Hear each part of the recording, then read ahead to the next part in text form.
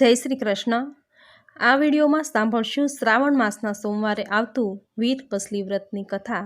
જો આપને આ વિડીયો પસંદ આવે તો લાઇક શેર કોમેન્ટ કરી ચેનલ સબસ્ક્રાઈબ જરૂર કરજો। મિત્રો, શ્રાવણ માસના પ્રથમ સોમવારે અથવા કોઈ પણ સોમવારે આ વ્રત લેવાય છે અને બીજા સોમવારે આ વ્રત પૂર્ણ થાય છે। આ દિવસે બહેન પોતાના ભાઈની રક્ષા માટે આ વ્રત કરે છે। આ દિવસે ભાઈને ત્યાં જમવા જાય છે। ભાઈ બહેનને યથાશક્તિ ભેટ આપે છે અને બહેન ભાઈને લાંબા આયુષ્યના આશીર્વાદ આપે છે। ભગવાન શ્રી કૃષ્ણએ પોતાની બહેન સુભદ્રા પાસે વીરપસલીના દિવસે રક્ષા બંધાવી હતી। આથી આ દિવસે ભાઈ બહેનના પવિત્ર વ્રત વીરપસલી વ્રતનો દિવસ કહેવાયો। આ દિવસે 7 શેરવાળો દોરો લઈ 7 ગાંઠો વાળવી। આ 7 ગાંઠોવાળો દોરો ભાઈના કાંડે બાંધવાથી એ રક્ષા કવચ બની જાય છે। આમ બહેનો ભાઈના કલ્યાણ માટે આ વ્રત કરે છે। મિત્રો, આ હતું વ્રતનું મહાત્મ્ય। હવે સાંભળશું વ્રતની કથા। એક ડોશી હતા, તેમને 7 દીકરા અને 1 દીકરી। ડોશીએ 7 દીકરા અને દીકરીને પરણાવ્યા, પણ સાસરવાસમાં કોઈ કારણથી દીકરીને અણબનાવ થયો, મન દુઃખ થયું અને દીકરી પિયર પાછી આવી અને પછી તો ત્યાં જ રહેવા લાગી।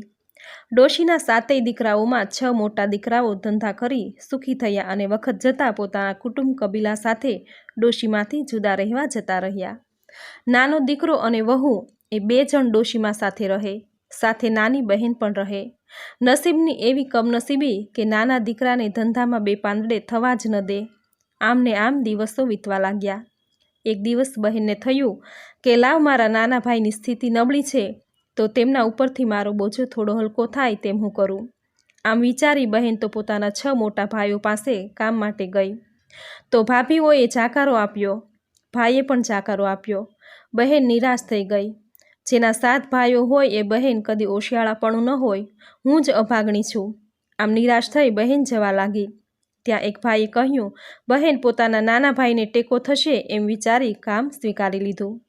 સવારથી સાંજ સુધી બહેન તો ઢોર ચરાવવા જાય છે અને સાંજે જ્યારે ઘરે આવે ત્યારે ભાભી જે કાંઈ એઠું જૂઠું વધ્યું ઘટ્યું હોય એ આપે અને નાની બહેન તે ઘરે લઈ જઈને ખાય।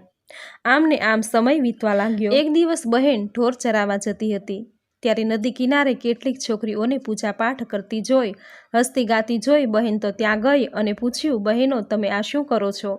પેલી છોકરીઓ કહે, અમે વીરપસલીનું વ્રત લીધું છે। આજે વીરપસલીના દોરા લીધા છે। અમે અમારા ભાઈને બાંધીશું અને ભાઈનું કલ્યાણ થાય તેવી ભાવના સાથે આશીષ આપીશું। આવું સાંભળીને નાની બહેને કહ્યું, આ દોરા બાંધવાથી ભાઈને શું લાભ થાય? પેલી છોકરીઓ કહે, ભાઈને અમે દોરો બાંધીશું, ભાઈ અમને ભેટ આપશે અને અમે ભાઈને અંતરના આશીર્વાદ આપીશું, જેથી ભાઈનું આખું વર્ષ સારું અને સુખમાં જાય।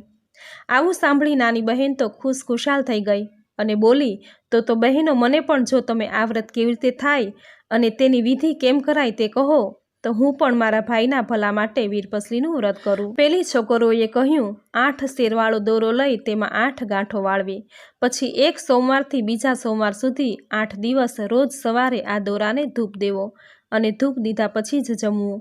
આમ 8 દિવસ પૂરા થાય પછી આ દોરો પીપળે બાંધવો। આમ કહી એક છોકરીએ નાની બહેનને 8 શેરવાળો દોરો આપ્યો અને કહ્યું, આમાંથી એક દોરો તારા ભાઈને કાંડે બાંધ અને બાકીના દોરાને 8 દિવસે વીરપસલીનું વ્રત પૂર્ણ કરી 8 દિવસ સુધી ધૂપ દઈ પીપળે બાંધજે। પેલી છોકરીઓના કહ્યા મુજબ એ જ દિવસે સોમવાર હતો। તેની નાની બહેને તો વીરપસલીનું વ્રત શરૂ કરી દીધું। પોતાની માને કહ્યું, માં, મેં આજથી વીરપસલીનું વ્રત લીધું છે, માટે આ દોરો તમને આપું છું। મારે આખો દિવસ ઢોર ચરાવવા જવાનું હોવાથી તમે આ દોરાને આવતા સોમવાર સુધી 8 દિવસ ધૂપ આપજો। નણંદે વ્રત લીધું છે તેવું પેલી અદેખી ભાભીઓને ખબર પડી અને તેમાંની એક કોઈ બહાનું કાઢી નણંદના ઘેર આવી। જોયું તો નણંદમાં નહાવા ગયા છે અને ડોશીમાં કામમાં છે। આવો લાગ જોઈ પેલી ભાભીએ તો જ્યાં દેવતા સળગતો હતો ત્યાં જઈ ચૂલામાં પાણી નાખી દેવતા ઓલવી નાખ્યા। બહેન તો નાહી ધોઈ ઘરે આવી। દોરાને ધૂપ આપવા જ્યાં ચૂલા પાસે જઈને જુએ છે ત્યાં ચૂલો ઠરેલો છે, કોઈએ અંદર પાણી નાખ્યું છે। બહેન તો મા પાસે ગઈ અને કહ્યું, માં, આ દેવતા કોણે ઠારી નાખ્યા? ડોશી બોલી, રામ જાણે, હું તો બહાર કામમાં છું, પણ હા, હમણાં મોટી વહુ આવી હતી, ચોક્કસ તેણે જ દાજની મારી પાણી નાખી દેવતા ઠારી નાખ્યા હશે। દીકરી, જેવા જેના કરમ, આપણું બુરું કરનારનું ભગવાન ભલું કરે। જા પડોશમાંથી દેવતા લઈ આવ અને દોરાને ધૂપ દઈ દે। માના કહેવાથી બહેન પડોશીને ત્યાંથી દેવતા લઈ આવી અને દોરાને ધૂપ દીધો। આમ બહેનો તો પોતાના ભાઈના કલ્યાણ ભાવનાથી વીરપસલીના દોરાને 8 દિવસ સુધી ધૂપ દીધો। પછી માએ કહ્યું, માં આજે મારું વ્રત પૂરું થાય છે, માટે ઉજવણું કરવું છે। હું 7 ભાઈઓને દોરા બાંધવા જાઉં છું। આમ કહી બહેન તો ભાઈઓ પાસે ગઈ। દરેક ભાઈને વીરપસલીનો દોરો જમણા હાથના કાંડે બાંધ્યો। પહેલાં 6 ભાઈઓને દોરો બાંધ્યો, પણ તેમાંથી એકેય ભાઈએ બહેને વીરપસલીની ભેટ આપી નહીં। બહેન તો નિરાશ થઈ મનમાં વિચાર કરતી છેવટે નાના ભાઈ પાસે ગઈ। મનમાં બોલી, ભલે ભગવાન મારા ભાઈઓએ મને કંઈ ન આપ્યું, પણ આપ એમનું કલ્યાણ કરજો। છેવટે નાના ભાઈની પાસે આવી અને ભાઈને વીરપસલીનો દોરો બાંધ્યો। નાના ભાઈએ બહેનને પૂછ્યું, બહેન બોલ, તને ભેટમાં શું આપું? બહેન, તું તો જાણે છે કે મારી સ્થિતિ કેવી છે। અત્યારે તો તારો નાનો ભાઈ કંગાલ છે। આટલું બોલતા નાના ભાઈની આંખમાં જળજળિયા આવી ગયા। બહેને ભાઈને આશ્વાસન આપી કહ્યું, ભાઈ તારી પાસે કાંઈ માંગવું નથી, તેમ છતાં તું જે કાંઈ આપીશ તે હું આનંદથી સ્વીકારી લઈશ। ભાઈએ ખુશ થતાં મુઠ્ઠીભર જાર પોતાની બહેનને આપી તથા પોતાની પાસે એક આનો હતો અને એક માટીનું ઢેફું આપ્યું। આટલું આપતા તો ભાઈની આંખમાંથી ફરી આંસુ વહેવા લાગ્યા। પોતાના ભાઈને રડતો જોઈ બહેન બોલી, ભાઈ ભલે તે મને જે કાંઈ આપ્યું છે તે મારા માટે 1.25 લાખનું છે। તું મનમાં દુઃખી થઈશ નહીં। તારા મુઠ્ઠીભર ઘઉં મારા માટે ગુણ બરાબર છે। તારો આપેલો એક આનો મારા માટે 100 રૂપિયા સમાન છે અને માટીનું ઢેફું ગોળ બરાબર છે। આમ ભાઈનું મન હળવું કરી બહેન ખરા અંતરથી ભાઈનું કલ્યાણ થાવો એમ ઈચ્છી ભાઈના કપાળમાં કંકુનું તિલક કર્યું અને આશીષ આપી પોતાની મા પાસે ગઈ। માએ કહ્યું, દીકરી આમ જોતો કોણ આવ્યું છે? બહેનને તેડવા તેનો પતિ આવ્યો હતો। બહેન તો સાસરે જવાનું જાણી આનંદથી ઘેલી બની ગઈ। માએ કહ્યું, જા બેટા, કરેલા બધા જ કર્મોનું ફળ અહીં જ મળે છે। તે ખરા મન અને શ્રદ્ધાથી વ્રત કર્યું એના પ્રભાવથી આજ જમાઈ તને તેડવા આવ્યા। સારું કર્મ કર્યું હોય કે ખરાબ કર્મ, તેનું ફળ તો અવશ્ય મળે જ છે।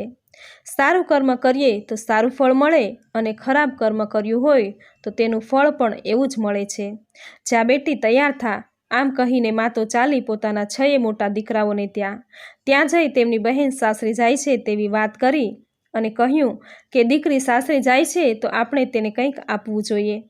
મારી પાસે તો કંઈ છે નહીં, પણ તમે બધા ભાઈઓ થોડું થોડું કરી આપો તો ઘણું કરી દીકરીને સાસરે વળાવીએ। આ સાંભળી 6 વહુઓએ ફાટેલા તૂટેલા કપડાં એક મોટા જૂના કપડામાં મૂકી પોટલું બાંધી સાસુના હાથમાં આપ્યું। બીજી બાજુ ભાઈને ખબર પડી કે બહેન સાસરે જાય છે, તેથી ખુશ થતાં તે બહેનની પાસે આવ્યો। નાની બહેનને જોતાં જ તેને વિચાર આવ્યો કે અરે, ભગવાન બહેનને આપવા માટે પોતાની પાસે કાંઈ નથી। નાનો ભાઈ ગળગળો થઈ ગયો। બહેનને કહેવા લાગ્યો, બહેન આજે મારી પાસે તને આપવા માટે કાંઈ નથી, નહીં પણ હું તને વચન આપું છું કે ભગવાન મને સારા દિવસો આપશે ત્યારે તને ખૂબ જ સારો સાસરવશો કરીશ। ભાઈ તો ગળગળો થઈ ગયેલો જાણી બહેને કહ્યું, ભાઈ મનમાં ઓછું લાવીશ નહીં। તારો મારા ઉપરનો પ્રેમ મારા માટે સોના ચાંદીના કર્યાવર સમાન છે, માટે દુઃખી થઈશ નહીં। બહેન તો સાસરે જવા તૈયાર થઈ અને ચાલી એના પતિદેવ સાથે। માએ કહ્યું, બેટા ઊભી રહે, આજે તારા વ્રતનો છેલ્લો દિવસ છે, તો હું તારા દોરાને ધૂપ દેવા દેવતા લઈ આવું। આમ કહી ડોશી તો દેવતા લેવા ગઈ। આ બાજુ જમાઈને ઉતાવળ હતી, તેથી તે તો ચાલવા માંડ્યો। બહેન પણ પોતાના પતિ પાછળ ચાલી। ગામનું પાદર આવ્યું ત્યાં તો પાછળ ડોશી ઉતાવળે આવી અને બોલી, લે બેટા દેવતા। બહેને દોરાને ધૂપ દીધો। ભાઈઓનું કલ્યાણ ઈચ્છતી તે આગળ ચાલી। ચાલતા ચાલતા રસ્તામાં નદી આવી। પોતાના પતિને કહીને વહુ તો નદીમાં નહાવા ઉતરી। નાહી રહ્યા પછી બીજા કપડાં માંગ્યા અને પતિએ પોટલું ખોલીને જોયું તો સરસ રંગબેરંગી સાડીઓ પટોળા દેખાયા। એટલે તેણે કહ્યું, આમાંથી કઈ સાડી આપું? પોતાના પતિનું કહેવું સાંભળી વહુ કહે, શું કહો છો નાથ? સાડી અને પટોળા હોય, કંઈ ગરીબની મશ્કરી કરો છો? ત્યાં તો એના પતિએ એક સાડી કાઢી ઊંચી કરી બતાવી અને કહ્યું કે જો હું ખોટું નથી બોલતો। આમ કહી તે સાડી વહુ તરફ ફેંકી અને કહ્યું, આ જ સાડી પહેરી લે, સુંદર લાગશે। વહુ તો સમજી ગઈ કે આવું કેમ થયું। હે પ્રભુ, તારી લીલા અકળ છે।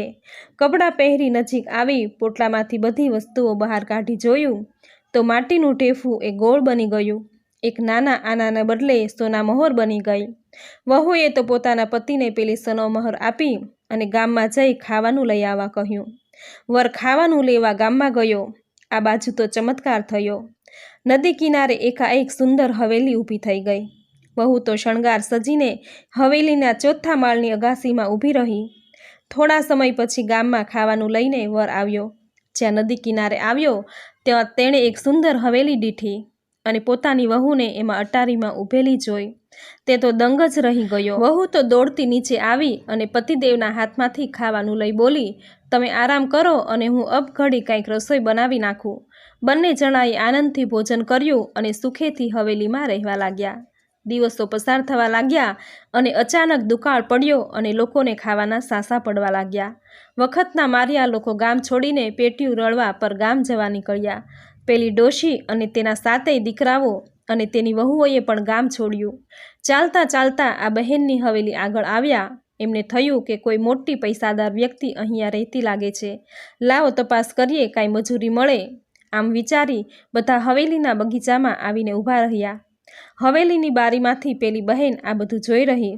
પોતાની મા અને ભાઈને ઓળખી ગઈ ત્યાં તો બગીચાનો માળી આવ્યો અને બધી વાત કહી. બહેને કહ્યું, તું બગીચાના ખોદકામમાં બધાને કામે લગાડી દે અને પેલા જે સૌથી નાનો દેખાય છે તેને ધાબા ઉપર દેખરેખ રાખવાનું કહે છે. તેની સાથે ખોદકામ કરાવીશ નહીં. અને પેલા ડોશીમાને બગીચાના ફૂલો જે ભેગા થયા તે ફૂલોની માળા બનાવવાનું કહે છે. માળીએ તો બહેને સૂચના આપી એ મુજબ બધી જ ગોઠવણ કરી દીધી. એક દિવસ બહેનને થયું કે લાવ આજે અમારા લગ્નની તિથિ છે તો બધાને જમવાનું કહું. નોકરોને જમવાનું બનાવવાનું કહી તેણે પોતાની મા તથા ભાઈને જમવા બોલાવ્યા. બધા જમવા બેઠા અને પેલી બહેન જાતે બધાને પીરસવા માંડ્યું. નણંદને જોઈને પેલી અદેખી ભાભીઓ તો અચંબામાં પડી ગઈ, નીચા મોઢા નાખી ગઈ. ભાઈઓ પણ ભોઠપ અનુભવવા લાગ્યા. ત્યારે બહેને કહ્યું, જોયું ને ભાઈઓ અને ભાભીઓ, વખત કોઈનો નથી. દરેકના જીવનમાં સારા નરસા દિવસો આવે છે, માટે કદી અભિમાનમાં છકી ન જવું. અને તેમાંય હું તો તમારી બહેન હતી, પણ તમે મને હળધૂત કરી માત્ર એક નાના ભાઈએ જ મને પોતાનો પ્રેમ આપ્યો. મેં વીરપસલીનું વ્રત કર્યું, તેના પ્રભાવે જ આજે તમે મારી આ સુખની દુનિયા જુઓ છો. બધાએ બહેનને કહ્યું, અમારી ભૂલ હતી બહેન, અમને માફ કર. બહેને બધાને માફ કર્યા અને બોલી, મારે તો બધાય ભાઈ ભાભીઓ મારા જ છે, કોઈ જુદા નથી. તમે તમારે સુખેથી દુકાળ પાર ન થાય ત્યાં સુધી અહીંયા રહો. બહેનની વાત સાંભળી બધા આનંદમાં આવી ગયા અને પછી તો બધા સાથે સંપીને રહેવા લાગ્યા. આમ જેમ બહેનને વીરપસલીનું વ્રત ફળ્યું તેવું આ વ્રત કરનારને, વ્રતની કથા વાંચનારને, સાંભળનારને, કહેનારને સૌને ફળજો.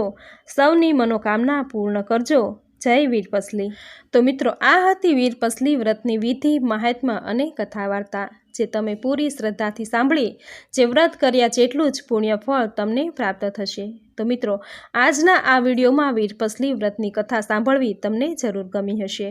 તો વિડીયોને લાઇક કરી કોમેન્ટમાં જય વીરપસલી જરૂર લખજો. ચેનલ સબસ્ક્રાઈબ કરી બાજુમાં બેલ આઇકન જરૂર પ્રેસ કરજો.